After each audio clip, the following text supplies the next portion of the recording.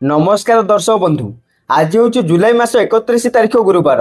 आज दिन जाकर टॉप 20 गुरुत्वपूर्ण खबर उपर आसतु नजर पकाइबा। वीडियो को शेष पर्यंत देखंतु। मात्र किछि समय मध्य जानीपर आज दिन संपूर्ण खबर। ता पूर्व चैनल नुआ थिले चैनल को सब्सक्राइब कर रखंतु। एमिति प्रतिदिन लाटेस्ट न्यूज सर्वप्रथम देखिबा पाई।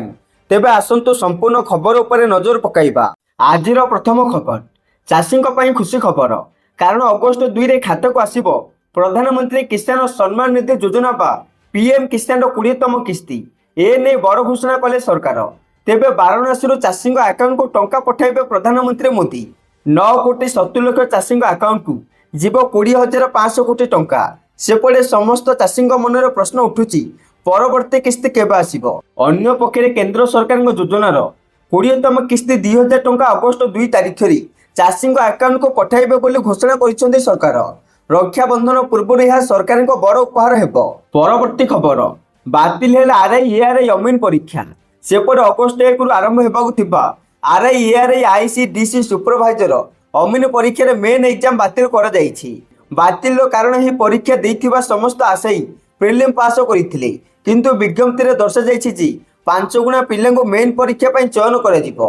आउ यह को चैलेंज करी पिटिशन फाइल कर दैथिला। सेपटे ही मामलार शुणाणी जणिकिया खंडपीठ जस्टिस विरोधा प्रश्न शतपथी करथिले। एही परीक्षा पे अन्य आशय माने आवेदन करि परिबे नहीं। केवल जो माने ही परीक्षा पे पूर्व आवेदन करथिले से माने ही एही परीक्षा देई परिबे। पुनः प्रीलिम परीक्षा हेबो। एही समस्त प्रक्रिया शीघ्र सारिबा को कोड निर्देश देइथिबा जणा पड़िछि। एथि सहित आरआई एआरआई अमीन आईसीडीसी एसएफएस प्रीलिम परीक्षा रद्द करिछि। ओएसएसएससी आउ ओएसएससी एससी पक्षर अगस्ट 15 सुधा प्रीलिम परीक्षा ने विज्ञप्ति प्रकाश पाइपारे बोली जणा पड़िछि। परवर्ती खबर पाकिस्तान को पुणी एक बड़ झटका। डब्ल्यूसीएल सेमीफाइनाल रे सामना सामने होइथांदे भारत और पाकिस्तान, किंतु भारत चैंपियनशिप मैच खेलिबा को मना कर दैछंती। एही मैच आज खेला जिबाको थिला। भारतीय टीम रो प्रतिटी खिलाड़ी पाकिस्तान सहित कौनसी मैच खेलिबा को मना कर दैथिबा सूचना मिलिछि। आउ अन्यपटे भारत चैंपियनशिप मंगलवार वेस्ट इंडीज चैंपियंस को परास्त करी सेमीफाइनाल रे निजर स्थान पक्का करिछि। पूर्व भी ग्रुप मैच रे पाकिस्तान सहित खेलिबा को मना कर दैथिले टीम इंडिया अनेक खिलाड़ी। आउ सही मैच को रद्द कर दैथिला। परवर्ती खबर उपमुख्यमंत्री बड़ घोषणा। आसंता 1 रु 11 तारीख जाई राज्य रे चलिबा आस बुली जिबा अंगनवाड़ी कार्यक्रम। ए नै सूचना दैछन्ते उपमुख्यमंत्री प्रभाती परिडा। सेपटे अभिभावक और साधारण लोक अंगनवाड़ी केन्द्र जाई स्थिति परखिबे। सेमानक मतामत को नहीं अंगनवाड़ी भित्तिभूमि आउरी सुदृढ़ कराजिबो बोली उपमुख्यमंत्री कहिसंती। एथिसहित आयुषम आप जरिया विभिन्न विषय रे फीडबैक दे परिबे साधारण लोके। प्रकाश थाउ कि अंगनवाड़ी को सशक्त करने को स्वतंत्र आप आयुषम लॉन्च कर जाइछि। एही आप माध्यम रे समस्त कार्य करिबे अंगनवाड़ी कर्मी। आप द्वारा साधारण लोके एवं अभिभावक फीडबैक दे परिबे। आप विकास पाई एनआईपीसीसीडी सह महिला और शिशु विकास विभाग एमओयू होइतिबा प्रभाती परिडा कहिसंती। परवर्ती खबर ओटीटी प्रश्नपत्र लीक मामला। बंधाले 6 जन अभियुक्त। सेपटे Odisha teacher eligibility test OTET प्रश्नपत्र लीक मामला रे ओडिशा पुलिस रो क्राइम ब्रांच 6 जन अभियुक्त को गिरफ करिछि। गिरफ अभियुक्त माने ले जितन महाराणा, विजय कुमार मिश्र, सनातन बिशोई, रामजी प्रसाद गुप्ता, अजय कुमार साहू, जयंत कुमार राउत। आउ गिरफ पर क्राइम ब्रांच डीजी सांबादिक सम्मेलन में सूचना दे कहिसंती डाटा एंट्री ऑपरेटर जरिया प्रश्नपत्र लीक होइछि। Board data entry operator Jitan Maharana को एथिरे संपृक्ति रहिछि। तांका अकाउंट को 2,40,000 टंका जिबार प्रमाण मिलिछि। एही प्रश्नपत्र लीक बालेश्वर रु कोरापुट पर्यंत व्यापीछि। सूचना योग्य गत 20 तारीख दिन स्वतंत्र ओटीटी परीक्षा हेबार थिला। यह पूर्व प्रश्नपत्र लीक होइथिला। राज्य रे कार्यरत शिक्षक मानकु आवश्यक योग्यता हासिल निमित्त सुजोग देबाकू ओटीटी परीक्षा होइथांता। हेले परीक्षा पूर्व बोर्ड यार प्रश्नपत्र भाइराल हेबा परी राति अध्या परीक्षा को स्थगित रखिथिला, जहाकु ने परीक्षार्थी अनेक असुविधार सम्मुखीन होइथिले। बिना सूचना रे बोर्ड परीक्षा को बातिल करिथिबारु परीक्षार्थी मध्य असंतोष प्रकाश पाइथिला। परवर्ती खबर आशा ममता कर्मी को उपहार देले मुख्यमंत्री। 3 गुणा बढ़िला दरमा। सेपटे बिहार मुख्यमंत्री नीतीश कुमार राज्यर स्वास्थ्य सेवा को सुदृढ़ करने दिगरे एक गुरुत्वपूर्ण घोषणा करिसेंती। मुख्यमंत्री आशा और ममता कर्मी प्रोत्साहन को यथेष्ट वृद्धि करने को निष्पत्ति नहीं, जहाँ ग्रामीण स्वास्थ्य सेवा को आहरी प्रोत्साहन देव बोली आशा करा जाउछि। ତେବେ ଘୋଷଣା ଅନୁଯାୟୀ ଆଶାକର୍ମୀଙ୍କୁ ଏବେ ମାସିକ 1,000 ପରିବର୍ତ୍ତେ 3,000 ପ୍ରୋତ୍ସାହନ ପ୍ରଦାନ କରାଯିବ। ଏହା ଏକ ଗୁରୁତ୍ୱପୂର୍ଣ୍ଣ ବୃଦ୍ଧି ଯାହା ସେମାନଙ୍କର ସେବାକୁ ସ୍ୱୀକୃତି ଦିଏ ଏବଂ ସେମାନଙ୍କୁ ଭଲ ଭାବରେ କାମ କରିବାକୁ ପ୍ରେରଣା ଦେବ। ସେହିପରି ପ୍ରତି ପ୍ରସବ ପାଇଁ ମମତା କର୍ମୀମାନଙ୍କୁ ଦିଆଯାଉଥିବା ପ୍ରୋତ୍ସାହନ 300ରୁ 600 ବୃଦ୍ଧି କରାଯାଇଛି। ଏହି ବୃଦ୍ଧି ଗ୍ରାମାଞ୍ଚଳରେ ସୁରକ୍ଷିତ ପ୍ରସବ ଏବଂ ମାତୃ ଶିଶୁ ସ୍ୱାସ୍ଥ୍ୟ ପ୍ରତି ସେମାନଙ୍କର ପ୍ରୟାସକୁ ଦ୍ୱିଗୁଣିତ କରିବ। ପରବର୍ତ୍ତୀ ଖବର, ରାଜ୍ୟରେ ଆହୁରି 24 ଘଣ୍ଟା ବର୍ଷିବ। ଏହିସବୁ ଜିଲ୍ଲାକୁ ଆଲର୍ଟ ଜାରି। ସେପଟେ ଦକ୍ଷିଣ ବାଂଲାଦେଶ ଏବଂ ଏହାର ଆଖପାଖ ଅଞ୍ଚଳରେ ବାୟୁମଣ୍ଡଳ ଉପରେ ଏକ ଘୂର୍ଣ୍ଣିବଳୟ ସକ୍ରିୟ ରହିଛି, ଯାହାର ଉତ୍ତର ଆଭ୍ୟନ୍ତରୀଣ ଓ ଉପକୂଳ ଓଡ଼ିଶାରେ ପ୍ରବଳ ବର୍ଷା ନେଇ ଆଲର୍ଟ ଜାରି କରିଛି ବିଭାଗ। ଆସନ୍ତା 24 ଘଣ୍ଟା ପାଇଁ ରାଜ୍ୟର ଅନେକ ସ୍ଥାନରେ ମଧ୍ୟମ ଧରଣର ବର୍ଷା ସହିତ ଗୋଟିଏ କିମ୍ବା ଦୁଇଟି ସ୍ଥାନରେ ପ୍ରବଳ ବର୍ଷା ହେବାର ସମ୍ଭାବନା ରହିଛି। ବର୍ଷା ସହିତ ବିଜୁଳି ଘଡ଼ଘଡ଼ି ଓ ଘଣ୍ଟା ପ୍ରତି 30ରୁ 35 କିମି ବେଗରେ ପବନ ବହିବା ନେଇ ଆକଳନ କରିଛି ପାଣିପାଗ ବିଭାଗ। ଏଥିପାଇଁ ଅନେକ ଜିଲ୍ଲାକୁ ୟେଲୋ ଆଲର୍ଟ ଜାରି କରାଯାଇଛି। ଆଜି ମୟୂରଭଞ୍ଜ, ନୂଆପଡ଼ା, କଳାହାଣ୍ଡି, ବଲାଙ୍ଗୀର, ଯାଜପୁର, କେନ୍ଦ୍ରାପଡ଼ା, ଖୋର୍ଦ୍ଧା, କଟକ, କେନ୍ଦୁଝର ଆଦି ଜିଲ୍ଲାରେ ବଜ୍ରପାତ ସହିତ ପ୍ରବଳ ବର୍ଷା ହୋଇପାରେ। ସେହିପରି ବାଲେଶ୍ୱର, ଭଦ୍ରକ, ଜଗତସିଂହପୁର, ପୁରୀ, ଖୋର୍ଦ୍ଧା, ନୟାଗଡ଼, ଗଞ୍ଜାମ, ଗଜପତି, ସୁନ୍ଦରଗଡ଼, ଝାରସୁଗୁଡ଼ା, ବରଗଡ଼, ସମ୍ବଲପୁର, ଦେବଗଡ଼, ଅନୁଗୁଳ, ଢେଙ୍କାନାଳ, ସୁବର୍ଣ୍ଣପୁର, ବୌଦ୍ଧ, କନ୍ଧମାଳ, ନବରଙ୍ଗପୁର, ରାୟଗଡ଼ା, କୋରାପୁଟ ଓ ମାଲକାନଗିରି ଆଦି ଜିଲ୍ଲାକୁ ବଜ୍ରପାତ ଭୟ ରହିଛି। ତେଣୁ ଗୁରୁବାର ପର୍ଯ୍ୟନ୍ତ ଏସବୁ ଜିଲ୍ଲାକୁ ୟେଲୋ ୱାର୍ଣ୍ଣିଂ ଜାରି କରାଯାଇଛି। 31 ତାରିଖ ପରଠାରୁ ବର୍ଷା କମିବା ନେଇ ଆକଳନ କରାଯାଉଛି। ପରବର୍ତ୍ତୀ ଖବର, ଭୁବନେଶ୍ୱରବାସୀଙ୍କ ପାଇଁ ବଡ଼ ଖବର। କାରଣ ଆସନ୍ତା ଶୁକ୍ରବାର ଓ ଶନିବାର ଅଧା ଭୁବନେଶ୍ୱରରେ ବନ୍ଦ ହୋଇଯିବ ସମ୍ପୂର୍ଣ୍ଣ ଜଳ ଯୋଗାଣ। ଶୁକ୍ରବାର ଅପରାହ୍ନ 1ରୁ ଶନିବାର ଦିନ 1 ଯାଏଁ ବନ୍ଦ ରହିବ ଜଳ ଯୋଗାଣ। ସେପଟେ ଚନ୍ଦକା ପାଖରେ ୱାଟର ମୁଖ୍ୟ ପାଣି ପାଇପ୍ ଲାଇନ୍ ମରାମତି ପାଇଁ ପାଣି ବନ୍ଦ ରଖିବାକୁ ନିଷ୍ପତ୍ତି ହୋଇଛି, ଯାହାଫଳରେ ପଟିଆ, ଡମଣା, ଖଣ୍ଡଗିରି ବାରି, ସାମପୁର, ନୂଆପଲ୍ଲୀ ଆଦି ଅଞ୍ଚଳରେ ଜଳ ଯୋଗାଣ ବନ୍ଦ ରହିବ। ଏହି ସମସ୍ୟାରୁ ରକ୍ଷା ପାଇବା ପାଇଁ ପାଣି ସଂରକ୍ଷଣ କରି ରଖିବାକୁ ବିଏମ୍ସି ପକ୍ଷରୁ ପରାମର୍ଶ ଦିଆଯାଇଛି। ଚନ୍ଦକା ରାଜରୁ ଆସିଥିବା ମୁଖ୍ୟ ପାଇପ୍ ଲାଇନ୍ ଫାଟି ଯାଇଛି। ଶୁକ୍ରବାର ଏହାର ମରାମତି କାମ ହେବ। ଏନେଇ ଜଙ୍ଗଲ ବିଭାଗ ପକ୍ଷରୁ ଅନୁମତି ମିଳିଛି। ସେଥିପାଇଁ 24 ଘଣ୍ଟା ଜଳ ଯୋଗାଣ ବନ୍ଦ ରହିବ। ପରବର୍ତ୍ତୀ ଖବର, ରୁଷରେ ବଡ଼ ଧରଣର ଭୂମିକମ୍ପ। ରିକ୍ଟର ସ୍କେଲରେ ତୀବ୍ରତା 8.7। ସେପଟେ ରୁଷର ପୂର୍ବ କୈମଚଟକା ଅଞ୍ଚଳରେ ସକାଳୁ ସକାଳୁ ବଡ଼ ଧରଣର ଭୂମିକମ୍ପ ହୋଇଛି। ରିକ୍ଟର ସ୍କେଲରେ ଏହାର ତୀବ୍ରତା 8.7 ରହିଛି। ୟୁଏସ୍ ଜିଓଲଜିକାଲ ସର୍ଭେର ସୂଚନା ମୁତାବକ ଭୂମିକମ୍ପରେ କେନ୍ଦ୍ରସ୍ଥଳ ସମୁଦ୍ର ଗର୍ଭରେ ସୃଷ୍ଟି ହୋଇଛି। ଫଳରେ ଜାପାନ ଓ ଆମେରିକାର ଏଜେନ୍ସି ସୁନାମିର ଆଲର୍ଟ ଜାରି କରିଛନ୍ତି। କାରଣ ରୁଷ ସହିତ ଜାପାନ ଓ ଆମେରିକାର କାଲିଫର୍ଣ୍ଣିଆରେ ମଧ୍ୟ ସୁନାମି ଆଲର୍ଟ ଜାରି କରାଯାଇଛି। ସମୁଦ୍ରରେ ବଡ଼ ଲହରୀ ଆସିବା ସହିତ ଆଖପାଖ ଅଞ୍ଚଳରେ ବ୍ୟାପକ କ୍ଷୟକ୍ଷତି ହେବ ବୋଲି ଆକଳନ କରାଯାଉଛି। ୟୁଏସ୍ ଜିଓଲଜିକାଲ ସର୍ଭେ ମୁତାବକ ଭୂମିକମ୍ପରେ କେନ୍ଦ୍ରସ୍ଥଳୀ ସମୁଦ୍ର ଗର୍ଭର ମାତ୍ର 19 କିଲୋମିଟର ତଳେ ହୋଇଛି। ପରବର୍ତ୍ତୀ ଖବର, ରାଜ୍ୟରେ ମାତିଛନ୍ତି ନକଲି ଡାକ୍ତର। ରୋଗୀଙ୍କ କଷ୍ଟ ଲାଘବ ପରିବର୍ତ୍ତେ ଆହୁରି ବଢ଼ାଇ ଦେଉଛନ୍ତି ଯନ୍ତ୍ରଣା। ଭୁଲ ଚିକିତ୍ସା ପାଇଁ ଅକାଳରେ ଚାଲିଯାଉଛି ଜୀବନ। ସବୁ ଦେଖିକି ସ୍ୱାସ୍ଥ୍ୟ ବିଭାଗ ଚୁପ୍। କାଗଜ କଲମରେ ସୀମିତ ରହିଛି ଆଣ୍ଟିକ୍ୱାଟେରୀ ସେଲ୍, ନାହିଁ କାର୍ଯ୍ୟାନୁଷ୍ଠାନର ଭୟ। ସବୁଠୁ ସମ୍ବେଦନଶୀଳ ପ୍ରସଙ୍ଗ, ଆଦିବାସୀ ବହୁଳ ଜିଲ୍ଲା ଗୁଡ଼ିକରେ ଅଛନ୍ତି ଅଧିକ ନକଲି ଡାକ୍ତର। ଗ୍ରାମାଞ୍ଚଳରେ ଲୋକଙ୍କୁ ବୋକା ବନେଇ କରୁଛନ୍ତି ଉତ୍ପାତ। ଏନେଇ ବଲାଙ୍ଗୀର ଜିଲ୍ଲା ତୁରେକେଲା ଅଞ୍ଚଳରୁ ଏବେ ଆସିଛି ଏଭଳି ସଙ୍ଗୀନ ଅଭିଯୋଗ। ତୁରେକେଲା ଥାନା ମହୁଲପାଟି ଗାଁର ଭବାନୀ ପଟ୍ଟା ଗୋଡ଼ ହାତ ଯନ୍ତ୍ରଣା ପାଇଁ ନକଲି ଡାକ୍ତରଙ୍କ ପାଖକୁ ଚିକିତ୍ସା ପାଇଁ ଯାଇଥିଲେ। ସେ କି ଇଞ୍ଜେକ୍ସନ ଦେଲେ ଯେ ଭବାନୀଙ୍କ ଜୀବନ ଚାଲିଗଲା। ଭବାନୀଙ୍କ ମୃତ୍ୟୁ ପରେ ସମ୍ପୃକ୍ତ ନକଲି ଡାକ୍ତର ଫେରାର ହୋଇଗଲେ। ଭବାନୀଙ୍କ ପରିବାର ଲୋକ ଏନେଇ ଥାନାରେ ଅଭିଯୋଗ କରିଛନ୍ତି। ସେହିପରି ଜୁନ୍ 6ରେ ଗଞ୍ଜାମ ଜିଲ୍ଲା ଆର୍ଯ୍ୟପଲ୍ଲୀ ଗାଁରେ ପଶ୍ଚିମବଙ୍ଗର ନକଲି ଡାକ୍ତର ଧରା ପଡ଼ିଥିଲେ। ସେ ନକଲି କ୍ଲିନିକ୍ ଚଲାଇଥିଲେ। ଭୁଲ ଚିକିତ୍ସା ଯୋଗୁଁ ରୋଗୀଙ୍କ ଯନ୍ତ୍ରଣା ବଢ଼ି ଯାଇଥିଲା। ଅନ୍ୟ ଏକ ସ୍ଥାନରେ ମଧ୍ୟ ରୋଗୀଙ୍କ ଜୀବନ ଯାଇଥିଲା। ଗତ ବର୍ଷ ନବରଙ୍ଗପୁର ରାଇଘର, ତୋମୁଡି ଓ କୁମୁଲି ଗାଁରେ ନକଲି ଡାକ୍ତରଙ୍କ ପାଇଁ 2 ଜଣଙ୍କ ଜୀବନ ଯାଇଥିଲା। ପରବର୍ତ୍ତୀ ଖବର, ଖୋର୍ଦ୍ଧାରେ ବାର୍ଡ ଫ୍ଲୁ ଚିହ୍ନଟ ପରେ ବଢ଼ିଲା ଚିନ୍ତା। ବାର୍ଡ ଫ୍ଲୁ ନେଇ ଚିଲିକା ଓ ନନ୍ଦନକାନନରେ ସତର୍କତା ଜାରି ହୋଇଛି। ଆଗୁଆ ସତର୍କତା ଆପଣାଇଛନ୍ତି ନନ୍ଦନକାନନ ପ୍ରାଣୀ ଉଦ୍ୟାନ କର୍ତ୍ତୃପକ୍ଷ। ଖୋର୍ଦ୍ଧାରେ ବାର୍ଡ ଫ୍ଲୁ ଚିହ୍ନଟ ପରେ ନନ୍ଦନକାନନରେ ସତର୍କତା ଆପଣାଯାଇଛି। ନନ୍ଦନକାନନର ସମସ୍ତ କର୍ମଚାରୀଙ୍କୁ ସଚେତନ କରାଯାଇଛି। ଯଦି କୌଣସି ପକ୍ଷୀଙ୍କଠାରେ ଫ୍ଲୁ ଲକ୍ଷଣ ଦେଖାଯାଏ, ସେଥିପ୍ରତି ଧ୍ୟାନ ରଖିବାକୁ ପରାମର୍ଶ ଦିଆଯାଇଛି ବୋଲି ପିସିସିଏଫ୍ ପ୍ରେମ କୁମାର ଝା ଏବଂ ନନ୍ଦନକାନନ କର୍ତ୍ତୃପକ୍ଷ ସୂଚନା ଦେଇଛନ୍ତି। ପ୍ରତ୍ୟେକ ଦିନ ପକ୍ଷୀମାନଙ୍କର ହାଲଚାଲ ଉପରେ ରିପୋର୍ଟ ପ୍ରସ୍ତୁତ କରାଯିବ। ଏହି ରିପୋର୍ଟକୁ ପ୍ରତ୍ୟେକ ଦିନ ନନ୍ଦନକାନନ ପ୍ରାଣୀ ଉଦ୍ୟାନର ନିର୍ଦ୍ଦେଶକ ଓ ଉପନିର୍ଦ୍ଦେଶକ ସମୀକ୍ଷା କରିବେ। ପ୍ରାଣୀ ଚିକିତ୍ସକଙ୍କ ପାଇଁ ଏକ ସ୍ୱତନ୍ତ୍ର କିଟ୍ ବ୍ୟବସ୍ଥା କରାଯାଇଛି। ବାର୍ଡ କିପର୍ସମାନେ ସ୍ୱତନ୍ତ୍ର ଗ୍ଲୋଭ୍ସ ଓ କିଟ୍ ପରିଧାନ କରିବେ। ନନ୍ଦନକାନନରେ ଥିବା ଖୋଲା ପକ୍ଷୀ ବିହାରରେ ପର୍ଯ୍ୟଟକଙ୍କ ପାଇଁ ପ୍ରବେଶ ବାରଣ କରାଯାଇଛି। ଏହା ସହିତ ଚିକେନ କିମ୍ବା ଅଣ୍ଡା ଆଦି ବାହାର ଭେଣ୍ଡରମାନଙ୍କୁ ନନ୍ଦନକାନନକୁ ଆଣିବାକୁ ବାରଣ କରାଯାଇଛି। ପରବର୍ତ୍ତୀ ଖବର, ଗଛ ନ ଲଗାଇଲେ ଦରମା ବନ୍ଦ। ସେପଟେ ଗଛ ଲଗାଇବା ଟାର୍ଗେଟ ପୁରା କଲେନି ବୋଲି ଜିଲ୍ଲାରେ 11 ଜଣ ବିଓଙ୍କ ଦରମା ଜିଲ୍ଲା ଶିକ୍ଷାଧିକାରୀ ବନ୍ଦ କରିଛନ୍ତି। ଏକ ପେଡ ମାଁ କା ନାମ ଯୋଜନାରେ ବିଭିନ୍ନ ବ୍ଲକ ଅନ୍ତର୍ଗତ ସ୍କୁଲ ଗୁଡ଼ିକରେ ନିର୍ଦ୍ଧାରିତ ଗଛ ଲଗାଇବା କଥା, ହେଲେ ସେଠାରେ ଯେତିକି ଟାର୍ଗେଟ ଥିଲା ସେତିକି ଗଛ ଲଗାଯାଇନି, ଯେଉଁଥିପାଇଁ ବିଓମାନଙ୍କ ନିରୀକ୍ଷଣ ଅଭାବରୁ ଏଭଳି ଅବସ୍ଥା ଉପୁଜିଥିବା କୁହାଯାଉଛି। ତେଣୁ ସମ୍ପୃକ୍ତ ବିଓମାନଙ୍କ ଜୁଲାଇ ମାସ ଦରମା ବନ୍ଦ ହୋଇଛି।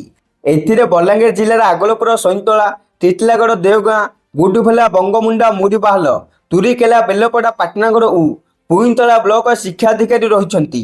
ପରବର୍ତ୍ତୀ ଖବର, ଜମିବାଡ଼ି କାରବାରରେ ୟୁଏନ ବାଧ୍ୟତାମୂଳକ ନିର୍ଦ୍ଦେଶନାମା ଜାରି କଲା ବିଡିଏ। ଏବେ ଭୁବନେଶ୍ୱର ଉନ୍ନୟନ କର୍ତ୍ତୃପକ୍ଷରେ ଘର ଆବଣ୍ଟନ ଫ୍ରି ହୋଲ୍ଡ କିମ୍ବା ରଣ ପାଇଁ ଏନ୍ଏସି ଆଉ ବାରମ୍ବାର ବିଡିଏରେ ଫାଇଲ ଖୋଜିବାକୁ ପଡ଼ିବନି। ଏଣିକି କମ୍ପ୍ୟୁଟରରେ ବିଭାଗୀୟ ୱେବସାଇଟ୍ ଖୋଲି ୟୁଏନ ନମ୍ବର ଦାଖଲ କରିବା କ୍ଷଣି ଆସିଯିବ ସବୁ ବିବରଣୀ। ଏଥିପାଇଁ ନିର୍ଦ୍ଦେଶନାମା ଜାରି କଲା ବିଡିଏ। ଜମିବାଡ଼ି କାରବାରରେ ୟୁଏନ ବାଧ୍ୟତାମୂଳକ। ଆଉ ଅଗଷ୍ଟ 31 ସୁଦ୍ଧା ୟୁଏନ ନମ୍ବର ଜେନେରେଟ କରିବାକୁ ସମସ୍ତ ଗ୍ରାହକଙ୍କୁ ନିର୍ଦ୍ଦେଶ ଦିଆଯାଇଛି। ପରବର୍ତ୍ତୀ ଖବର, ଶରଧାବାଲି ଦଳଚକୁଡ଼ା ଘଟଣା ମାସେ ବିତିଲା, ତଦନ୍ତ ରିପୋର୍ଟ ଆସିଲାନି। ଚଳିତ ବର୍ଷ ରଥଯାତ୍ରାର ପରଦିନ ଶରଧାବାଲିରେ ଘଟିଥିବା ହୃଦୟ ବିଦାରକ ଦଳଚକୁଡ଼ା ଘଟଣା।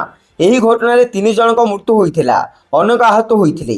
ସରକାର ଏହି ଘଟଣାର ତଦନ୍ତ ନିମନ୍ତେ ଉନ୍ନୟନ କମିଶନରଙ୍କୁ ସ୍ୱତନ୍ତ୍ର ଦାୟିତ୍ୱ ଦେଇଥିଲେ।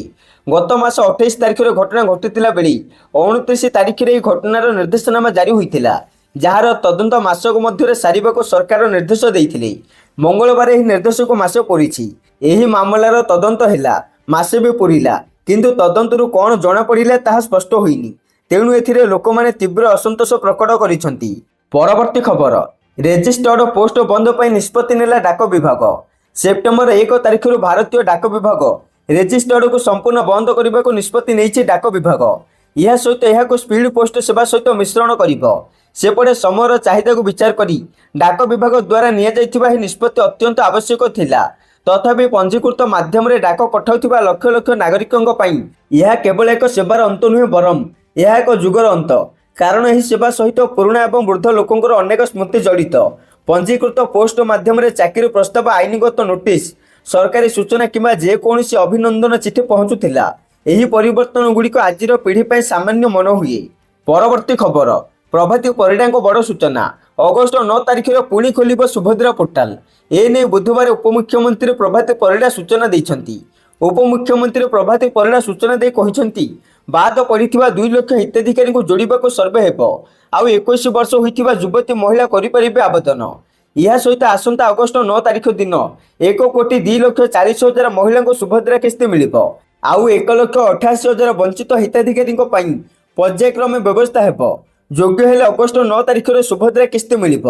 ବଳକା ହିତାଧିକାରୀ ଯୋଗ୍ୟ ହେଲେ ମାର୍ଚ୍ଚ 8ରେ ସମସ୍ତ କିସ୍ତିର ଅର୍ଥ ପାଇବେ।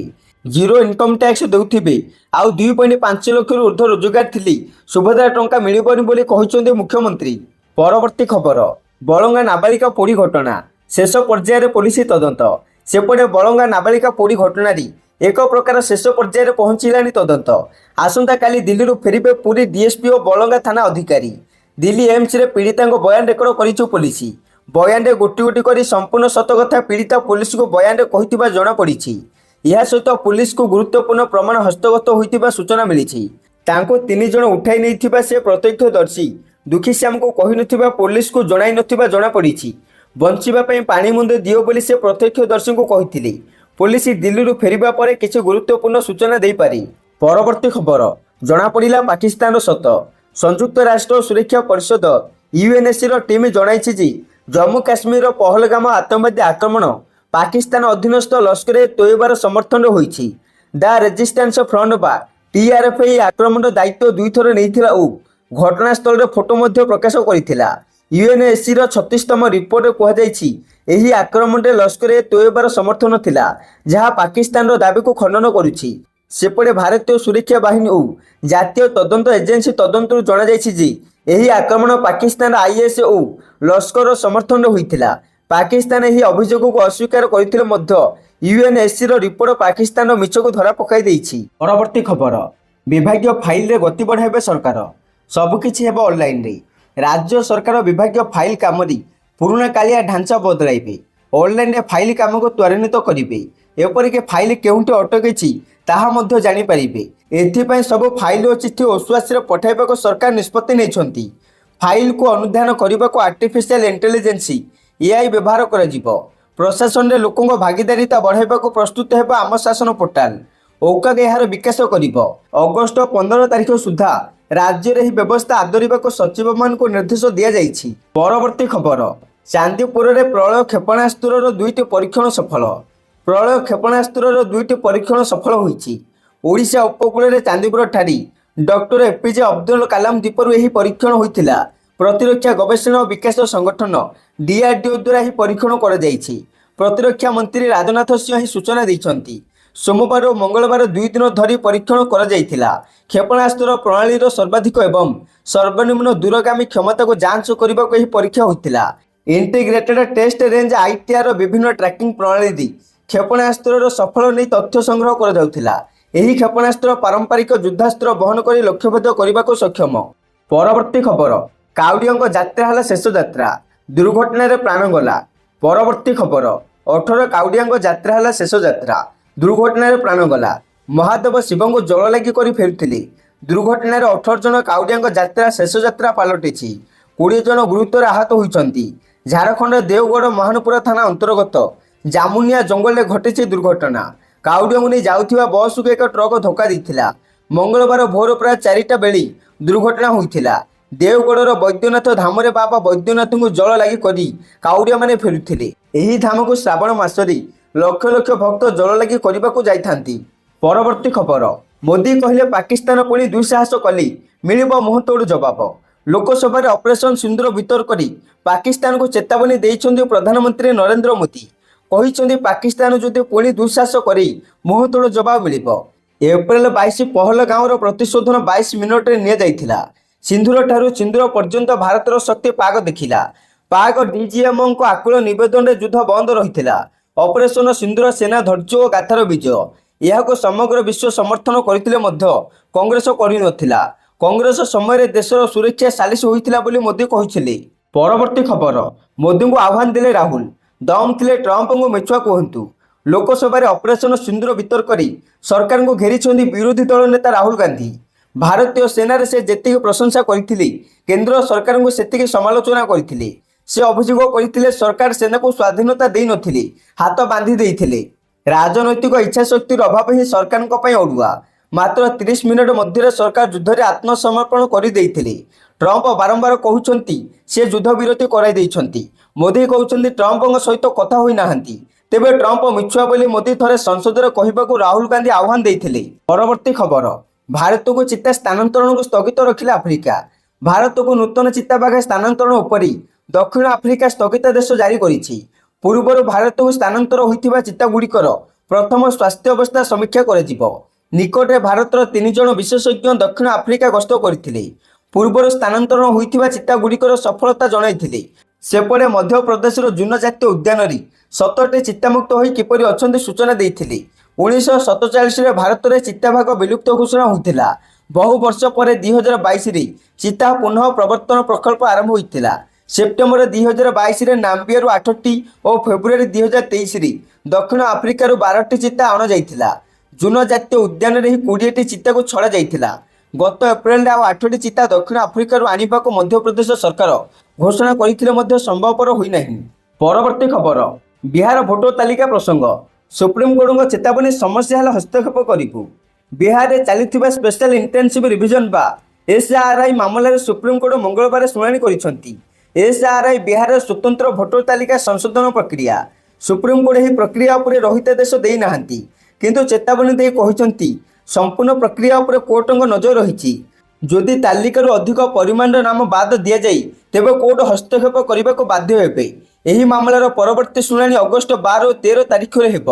ପ୍ରକ୍ରିୟାରେ କୌଣସି ଅନିୟମିତତା ଦୃଷ୍ଟିରୁ ଆସୁଥିଲେ ଅଗଷ୍ଟ 8 ତାରିଖ ପୂର୍ବରୁ ଲିଖିତ ଭାବେ ଜଣାଇବାକୁ ଆବେଦନକାରୀଙ୍କୁ କୋର୍ଟ କହିଛନ୍ତି। ଆବେଦନକାରୀଙ୍କ ପକ୍ଷରୁ କପିଲ ସିବଲ ଓ ପ୍ରଶାନ୍ତ ଭୂଷଣ ମାମଲା ପରିଚାଳନା କରୁଛନ୍ତି। ପରବର୍ତ୍ତୀ ଖବର, ଅମିତ ଶାହଙ୍କ ସମାଲୋଚନା, ପିଓକେ ଜବାହରଲାଲ ନେହେରୁ କରିଥିବା ଭୁଲର ପରିଣତି।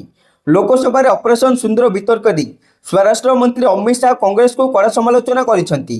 ସେ କହିଥିଲେ କଂଗ୍ରେସ ନେତା ପି ଚିଦାମ୍ବରମଙ୍କ ପହଲଗାମ ଘଟଣାରେ ପାକିସ୍ତାନର ଲିଙ୍କ ନଥିବା କହୁଛନ୍ତି। ଏହା ସମ୍ପୂର୍ଣ୍ଣ ହାସ୍ୟାସ୍ପଦ। କଂଗ୍ରେସ ପୋଟାଇନ ରୋଧ କରିଥିଲେ। ଏବେ ଆତଙ୍କବାଦୀଙ୍କୁ ସୁରକ୍ଷା ଦେଇ ଭୋଟ ରାଜନୀତି କରୁଛନ୍ତି। କଂଗ୍ରେସ ଅମଳରେ ଆତଙ୍କବାଦୀ ଭିସା ଦେଇ ଭାରତରେ ପ୍ରବେଶ କରୁଥିଲେ। ଦାଉଦ ଇବ୍ରାହିମ ଟାଇଗର ମେମନ ଭଳି ଆତଙ୍କୀ କଂଗ୍ରେସ ଅମଳରେ ସହଜରେ ଦେଶରୁ ପଳାଇଥିଲେ। କଂଗ୍ରେସ ଯେଉଁ ହୁରିଆତ ନେତାଙ୍କୁ ଭିଆଇପି ଟ୍ରିଟମେଣ୍ଟ ଦେଉଥିଲା ସେମାନଙ୍କୁ ମୋଦି ସରକାର ଜେଲରେ ଭର୍ତ୍ତି କରିଛନ୍ତି। ଆଜି ଯଦି ପିଓକ ସୃଷ୍ଟି ହୋଇଛି କିମ୍ବା ଭାରତ ପାଇଁ ମୁଣ୍ଡବିନ୍ଧା ହୋଇଛି ତାହା କେବଳ ପୂର୍ବତନ ପ୍ରଧାନମନ୍ତ୍ରୀ ଜବାହରଲାଲ ନେହେରୁ କରିଥିବା ଭୁଲର ପରିଣତି। ପରବର୍ତ୍ତୀ ଖବର, ଗାଜାରେ ଇସ୍ରାଏଲ ସେନାର ପ୍ରଚଣ୍ଡ ଆକ୍ରମଣ, 62 ଜଣଙ୍କ ପ୍ରାଣହାନି।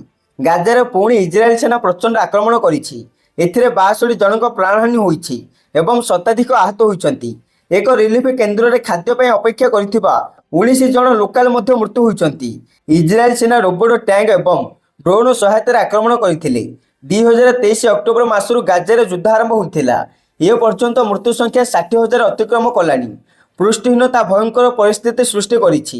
ଗତ ଏପ୍ରିଲରୁ ଜୁଲାଇ ମାସରେ 20,000ରୁ ଅଧିକ ଶିଶୁ ପୃଷ୍ଟିହୀନତାର ଶିକାର ହୋଇ ମେଡିକାଲରେ ଅଛନ୍ତି। ସେମାନଙ୍କ ମଧ୍ୟରୁ ପ୍ରାୟ 3,000 ଗୁରୁତର ଅଛନ୍ତି। ପରବର୍ତ୍ତୀ ଖବର, 19 ତାରିଖରୁ ରାଷ୍ଟ୍ରପତି ସନ୍ଦର୍ଭ ମାମଲାର ଶୁଣାଣି ସୁପ୍ରିମକୋର୍ଟରେ। ବିଧାନସଭା ଗୁଡ଼ିକରେ ଗୃହୀତ ବିଧେୟକ ଉପରେ ରାଷ୍ଟ୍ରପତି କିମ୍ବା ରାଜ୍ୟପାଳ ମଞ୍ଜୁରୀ ଦେବା ଲାଗି ସମୟସୀମା ଧାର୍ଯ୍ୟ ହୋଇପାରିବ କି? ରାଷ୍ଟ୍ରପତି ଦ୍ରୌପଦୀ ମୁର୍ମୁ ସୁପ୍ରିମକୋର୍ଟକୁ ଏହି ପ୍ରଶ୍ନ ପଚାରିଥିଲେ। ଆସନ୍ତା ଅଗଷ୍ଟ 19 ତାରିଖରୁ ଏହି ସାମ୍ବିଧାନିକ ପ୍ରସଙ୍ଗ ଉପରେ ସୁପ୍ରିମକୋର୍ଟରେ ଶୁଣାଣି ହେବ। ପ୍ରଧାନ ବିଚାରପତି B R. Gavai, justice Suryakant, justice Vikramnath, justice P S. Narasimha ଏବଂ ଜଷ୍ଟିସ ଏସ୍. ଚନ୍ଦ୍ରକରଙ୍କୁ ନେଇ ଗଠିତ ଖଣ୍ଡପୀଠ ଶୁଣାଣି କରିବେ। ଅଗଷ୍ଟ 12 ତାରିଖ ସୁଦ୍ଧା ସମସ୍ତ ରାଜ୍ୟ ଓ କେନ୍ଦ୍ର ସରକାର ଲିଖିତ ଭାବେ ସେମାନଙ୍କର ପକ୍ଷ ରଖିବେ। ପ୍ରଥମେ କେରଳ ଓ ତାମିଲନାଡୁ ଭଳି ରାଜ୍ୟ କରିଥିବା ପ୍ରାରମ୍ଭିକ ଆପତ୍ତିର ଶୁଣାଣି ହେବ। ପରବର୍ତ୍ତୀ ଖବର, ଖଡଗେ ମାନସିକ ଭାରସାମ୍ୟ ହରାଇଥିବା କହି ଭୁଲ ମାଗିଲେ ନଡ୍ଡା। ରାଜ୍ୟସଭାରେ ଚାଲିଛି ଅପରେସନ ସିନ୍ଦୁରର ଆଲୋଚନା। ବିତର୍କରେ ବିରୋଧୀ ଦଳ ନେତା ମଲ୍ଲିକାର୍ଜୁନ ଖଡଗେ ପ୍ରଧାନମନ୍ତ୍ରୀଙ୍କ ବିରୁଦ୍ଧରେ ଆପତ୍ତିଜନକ ଟିପ୍ପଣୀ ଦେଇଥିଲେ। ଖଡଗେଙ୍କ ଭାଷଣ ଶେଷ ହେବା ପରେ ସଦନର ନେତା ଜେପି ନଡ୍ଡା ତାଙ୍କ ଉପରେ ବର୍ଷିଥିଲେ। ସେ କହିଥିଲେ ନଡ୍ଡା ତାଙ୍କ ପଦ ଅନୁସାରେ ଶବ୍ଦ କହିନାହାନ୍ତି। ପ୍ରଧାନମନ୍ତ୍ରୀ ତାଙ୍କୁ 11 ବର୍ଷ ହେଲା ବିରୋଧୀ ଆସନରେ ବସାଇଛନ୍ତି। ଖଡଗେ ସେଥିପାଇଁ ମାନସିକ ଭାରସାମ୍ୟ ହରାଇ ପ୍ରଧାନମନ୍ତ୍ରୀଙ୍କ ବିରୁଦ୍ଧରେ କହିଛନ୍ତି। ନଡ୍ଡାଙ୍କ ଏହି ବୟାନରେ ବିରୋଧୀ ଦଳ ସଦସ୍ୟମାନେ ହଟ୍ଟଗୋଳ କରିଥିଲେ। ଏଭଳି ବୟାନ ଲଜ୍ଜାର ବିଷୟ ବୋଲି କହିଥିଲେ। ଶେଷରେ ବାଧ୍ୟ ହୋଇ ଖଡଗେଙ୍କୁ ନଡ୍ଡା କ୍ଷମା ପ୍ରାର୍ଥନା କରିଥିଲେ ଏବଂ ଗୃହ ଶାନ୍ତି ପଡ଼ିଥିଲା।